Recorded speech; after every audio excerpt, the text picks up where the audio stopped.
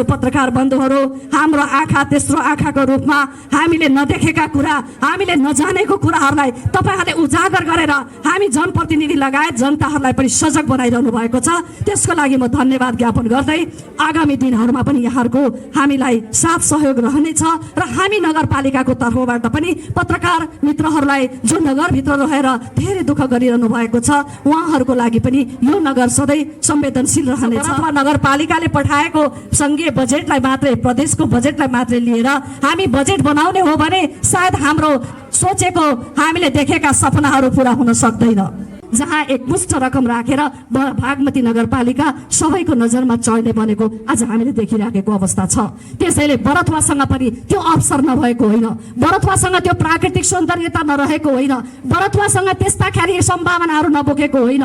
यी सम्भावनालाई नजिकबाट हामीले आफ्नो ठाउँको विकास र समृद्धिमा जोड्नको लागि तपाईँ हामीले लाग्यौँ भने पक्कै पनि मलाई लाग्छ त्यो सम्भावनाको नजिक हामी बरथुवावासी, हामी नगरवासी र हामी जनप्रतिनिधि यो कार्यमा सफल हुन सक्छौँ भन्ने कुरामा म विश्वास पनि व्यक्त गर्न चाहन्छु।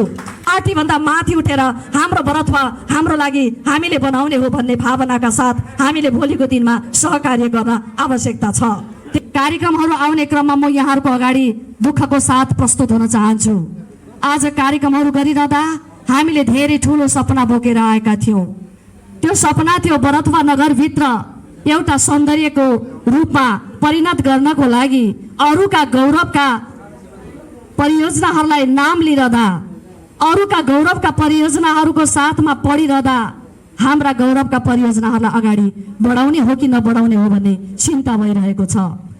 हामीले बजेटको अवस्थालाई हेरेर जुन किसिमले गरेको छु, म अझै पनि अनुरोध गर्न चाहन्छु र म पहिलोपल्टको प्र्याक्टिस भएको कारणले म यहाँ लेखा अधिकृत ज्यूहरूलाई कागजको कुराहरूमा हामीले धेरै कुरा नबुझेर पछाडि परेको छौँ होला, तर राम्रा पक्षको लागि, सकारात्मक कामको लागि हाम्रा यी व्यवस्थाहरू मिलाउनलाई भोलिको दिनमा तपाईँहरूको भूमिका र हामी सबैको सहकार्य जरुरी छ।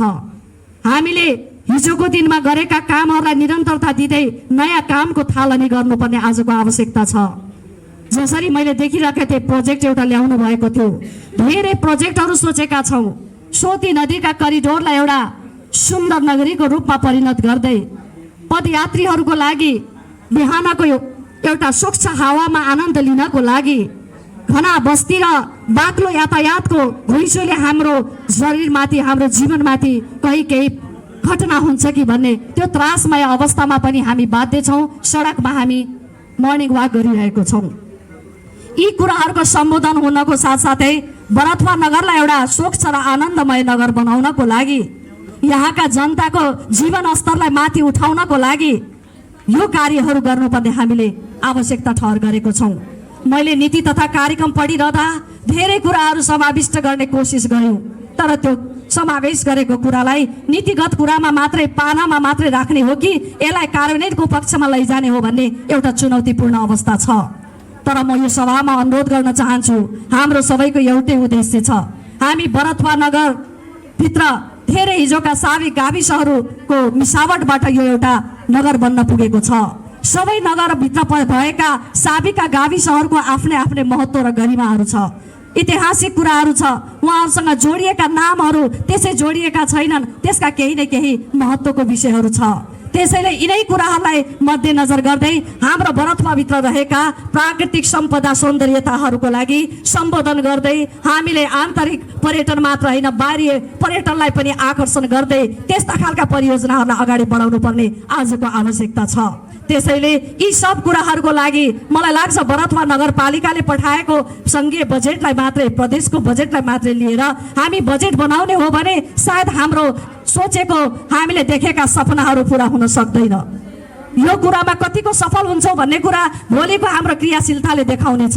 यहाँ हुनुभएका वडा अध्यक्षहरू हुनुहुन्छ, हामी जसको जहाँसम्मको समन्वयबाट हामी कार्यक्रमलाई सफल बनाउन सक्छौँ, त्यसमा यहाँहरू सबैजना आफ्नो पार्टी मात्रै होइन, पार्टीभन्दा माथि उठेर हाम्रो बरथुवा हाम्रो लागि हामीले बनाउने हो भन्ने भावनाका साथ हामीले भोलिको दिनमा सहकार्य गर्न आवश्यकता छ।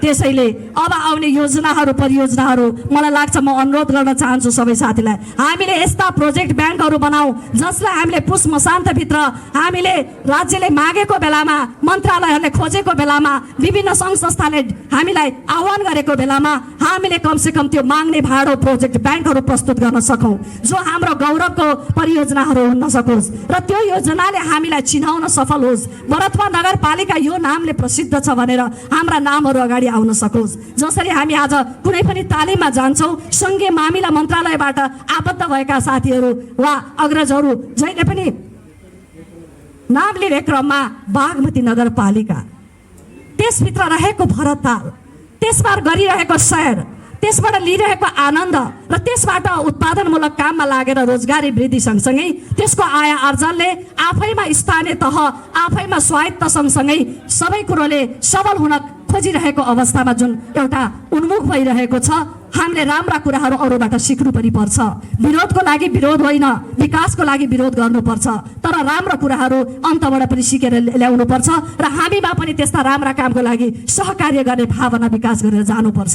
त्यसैले भोलि आउने त्यस्ता खालका परियोजनाहरू हामी सबै सल्लाह गरेर यस वर्षको लागि हाम्रा कस्ता कस्ता प्रोजेक्ट ब्याङ्कहरू अगाडि बढाउने हो, त्यो प्रोजेक्ट ब्याङ्कहरूलाई हामीले सम्बन्धित निकायमा पठाउँदाखेरि कुन साथीले कसलाई कसरी गर्दाखेरि त्यो हामीलाई सहयोग मिल्छ र सफल हुन्छौँ भन्ने विषयमा हाम्रो सहकार्य रहनेछ।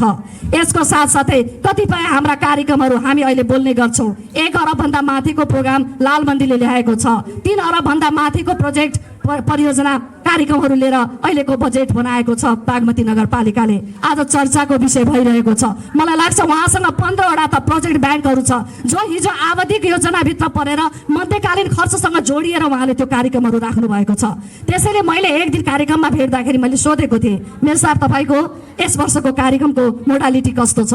उहाँले भन्नुभयो, दिदी मेरो त निरन्तरता छ, मेरो त हिजोकै कार्यक्रमहरूलाई निरन्तरता दिनुपर्ने आजको आवश्यकता छ, किनभने मैले आवधिक योजना बनाएँ, त्यसलाई मैले मध्यकालीन खर्चको स्वरूपमा मैले त्यसलाई फन्डिङ गरेको छु। त्यसकारण हिजो जति गरेँ आज गर्ने कुरा मैले आजै हिजै बनाएको थिएँ, भोलि हुने कुरा पनि मेरो 3 वर्ष अगाडि नै बनेको छ।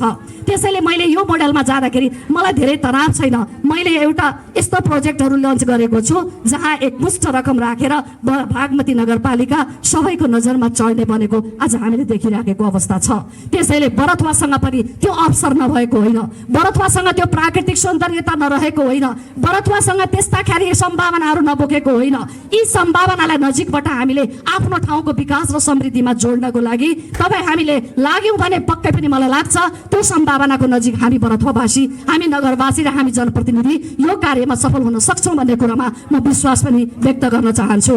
र यिनै कुराहरूलाई मैले अब धेरै समय लिन चाहिन, सबै भोकाइसक्नु भएको छ। 8 बजेको समय, आज 12 झन्डै यो लामो बसाइ छ, तर पनि मलाई लाग्छ हामी हिजो जहाँ जहाँ थियौँ, जसरी एउटा फरक ढङ्गले आफ्नो कामहरूलाई अगाडि बढाइरहेको थियौँ, आज हामी एकै ठाउँमा एउटा थलोमा बसेर सहकार्य गर्दै एउटै परिवार र एउटा आवाजको साथ यो ठाउँबाट उठ्दैछौँ। यो काम हामी सबै मिलेर सफल बनाउनको लागि यो महायज्ञमा हामी होमिएका छौँ र आज इज्जत प्रतिष्ठा हाम्रो जनताको हामीप्रतिको भरोसा तब सफल हुन्छ तपाईँ हामीले राम्रा कामहरूको लागि एक ठाउँमा उभिएर एउटै आवाज र एउटै स्वप्नको साथ यदि हामी लाग्छौँ भने हामीलाई विश्वास गर्नेछ आज कोही मेयर छ होला, त्यो मेयर भोलि अगाडि बढ्न सक्ला या नसक्ला, ऊ आफ्नो स्थिरतापनलाई राखेर विश्राम लिन सक्ला, तर तपाईँहरूसँग धेरै भविष्य बोक्नु भएको वडा अध्यक्षज्यूहरू हुनुहुन्छ, धेरै युवा साथीहरू आउनु भएको छ, यङ जेनेरेसनहरू छ।